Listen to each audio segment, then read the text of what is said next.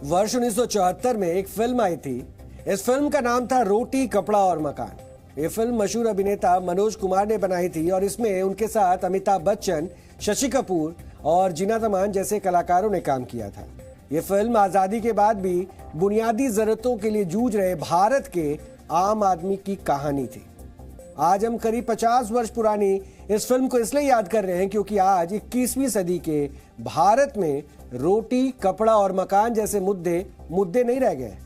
आज राजनीति में विरोधियों के निक्कर, जूते और टी शर्ट ही सबसे बड़े मुद्दे के तौर पर है और ये काफी ज्यादा हिट भी है। इसलिए आज हम राजनीति की इसी निक्कर और टी शर्ट पॉलिटिक्स का विश्लेषण करेंगे और आपको समझाएंगे कि आखिर महंगाई, गरीबी और बेरोजगारी जैसे मुद्दों के नाम पर राजनीति नहीं हो रही और अब निक्कर पॉलिटिक्स पर कैसे ये राजनीतिक दल उतर चुके हैं। आपको कांग्रेस के आधिकारिक ट्विटर हैंडल से पोस्ट की गई इस तस्वीर को जरूर देखना चाहिए।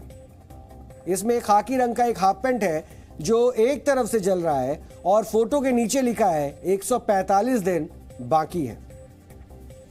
कांग्रेस ने इस तस्वीर के साथ एक कैप्शन भी डाला है और इसमें लिखा है, देश को नफरत की बेड़ियों से आजाद कराने और भाजपा आरएसएस के द्वारा किए गए नुकसान की भरपाई के अपने मकसद को हम धीरे धीरे हासिल कर लेंगे।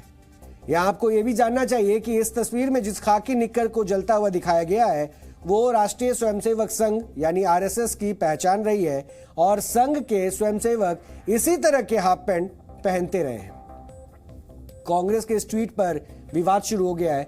आरएसएस ने भी पलटवार किया। आरएसएस की तरफ से इस मुद्दे पर क्या कहा गया, आपको पहले वो सुनना चाहिए।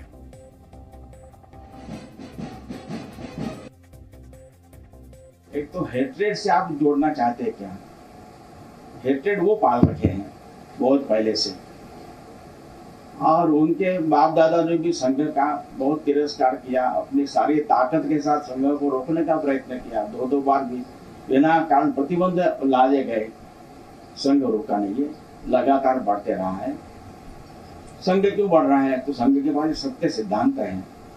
सिद्धांतों लेकर जीवन भर चलने वाले व्रतस्थ ऐसे कार्यकर्ताओं की पीढ़ी उसके लिए आवश्यक त्याग परिश्रम बलिदान करने वाले लोग तैयार होते रहे हैं और समाज का सहयोग खूब मिलता रहा है, लगातार मिलता रहा है।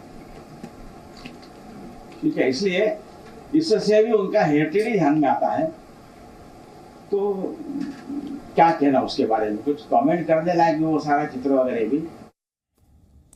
आरएसएस के साथ बीजेपी ने भी इस मुद्दे पर कांग्रेस को घेरना शुरू कर दिया है। बीजेपी ने कहा है कि कांग्रेस की ये यात्रा भारत जोड़ो यात्रा नहीं, आग लगाओ यात्रा है। यह और कुछ नहीं है मगर किस प्रकार से लोग वायलेंट हो, किस प्रकार से आगजनी हो, किस प्रकार से हत्याएं हो, उसके लिए लोगों को उकसाने का काम आज गांधी परिवार और गांधी परिवार के कहने पर कांग्रेस पार्टी ने किया है।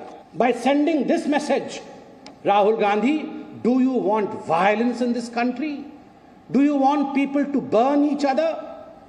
Do you want people to burn the people who follow RSS or BJP's ideology?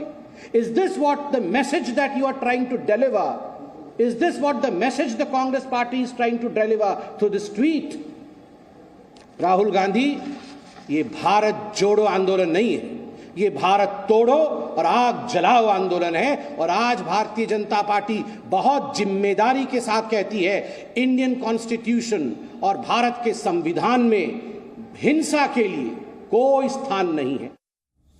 वैसे कांग्रेस की ये भारत जोड़ो यात्रा अभी दक्षिणी हिस्से में यानी देश के दक्षिणी हिस्से से गुजर रही है और आपको याद होगा कि केरला में श्रीनिवास नाम के एक आरएसएस के कार्यकर्ता की भी सरेआम हत्या कर दी गई थी और उस वक्त भी ये सवाल पूछा गया था कि क्या यहाँ पर कोई सवाल पूछेगा या फिर ये मुद्दा उठाएगा। लेकिन इस ट्वीट के बाद बीजेपी के दूसरे नेताओं ने भी कांग्रेस को घेरना शुरू कर दिया और भारतीय जनता युवा मोर्चा के अध्यक्ष तेजस्वी सूर्या और असम के मुख्यमंत्री हेमंत बिस्वा शर्मा ने भी कांग्रेस पर देश को जलाने की साजिश रचने का आरोप लगा दिया। तेजस्वी सूर्या ने वर्ष 1984 में हुए दिल्ली के सिख विरोधी दंगों को भी याद दिलाया और वर्ष 2002 में हुए गोधरा कांड को लेकर भी कांग्रेस पर जोरदार हमले किए।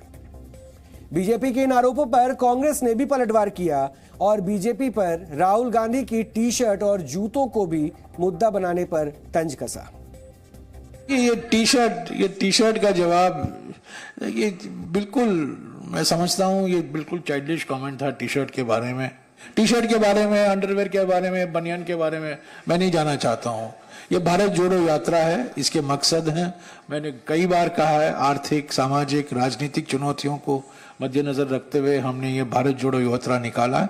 ये एक दर्शाता है, अगर कंटेनर के बारे में मुद्दा बनाना चाहते हैं, टी शर्ट के बारे में मुद्दा बनाना चाहते हैं, जूतों के बारे में इसको मुद्दा बनाना चाहते हैं, तो ये बिल्कुल साफ है कि ये घबराए हुए हैं, ये परेशान हैं और कुछ भी बोल देते हैं। झूठ की फैक्ट्री तो बिल्कुल ओवर टाइम चल रही है अभी, और खास तौर से सोशल मीडिया पर।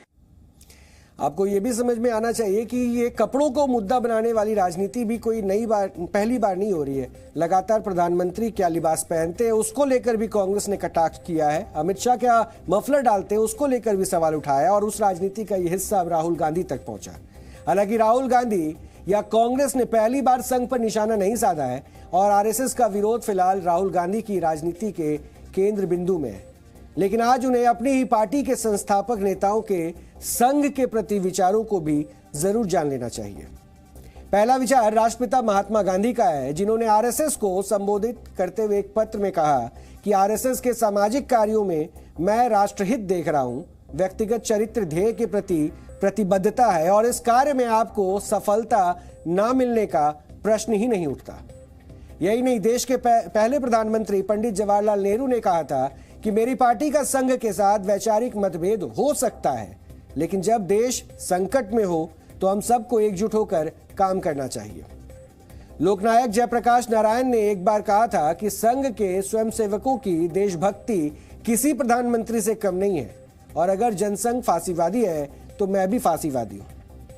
नेताजी सुभाष चंद्र बोस ने कहा था, समाज को संगठित करने में संघ का बताया हुआ मार्ग ही सही है, पर मैं राजनीति के क्षेत्र में बहुत आगे बढ़ चुका हूं, इस समय आपके साथ चलना संभव नहीं है, क्षमा करें। संविधान के निर्माता डॉक्टर भीमराव अंबेडकर ने कहा था, मुझे आश्चर्य होता है यह देखकर कि यहाँ पर स्वयंसेवक किसी भी प्रकार के भेदभाव के बिना किसी दूसरे की जाति जाने बगैर परस्पर भाईचारे से रह रहे हैं।